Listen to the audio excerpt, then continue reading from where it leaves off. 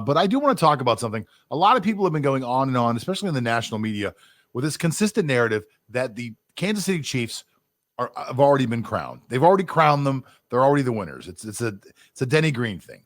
No one crowned them yet, in my opinion. Now, the argument can be made that they were crowned last year and they are the best, at least they were at the time, the best team in football when they won the Super Bowl. But my argument is simply this. That was last year. The Chiefs haven't won anything this year. In fact, the Chiefs haven't really been that impressive this year at all. Now, we go on and on talking consistently about how great the Chiefs are, but let me tell you, the Chiefs have not played a strong schedule.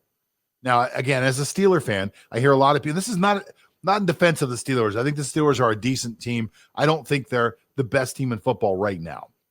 So I want to make that clear. This is not in defense of the Steelers. This is in defense of a lot of people consistently saying the Chiefs are the best team because they played the best schedule. They've played so many great teams, and other teams have not.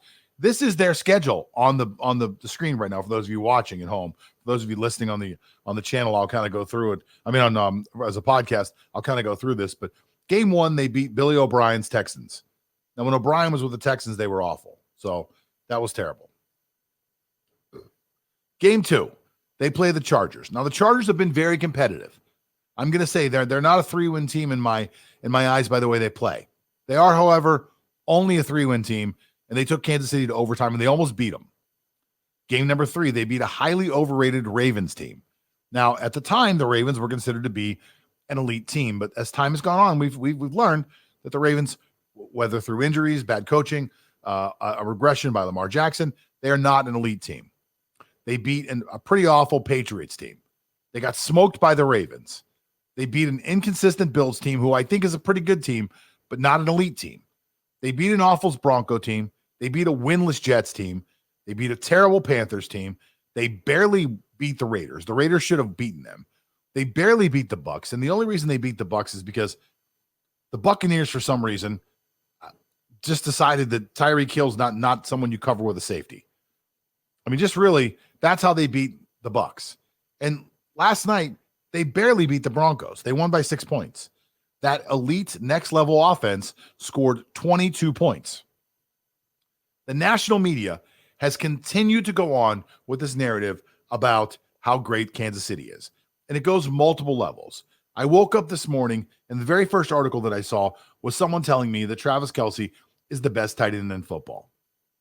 Well, that may be true. But it's a tough argument to make on a day when Darren Waller had 200 and some odd yards, 2 touchdowns, and 13 receptions, and Kelce barely cracked 130. So it's a tough day. It's just every week we're crowning them at a different level.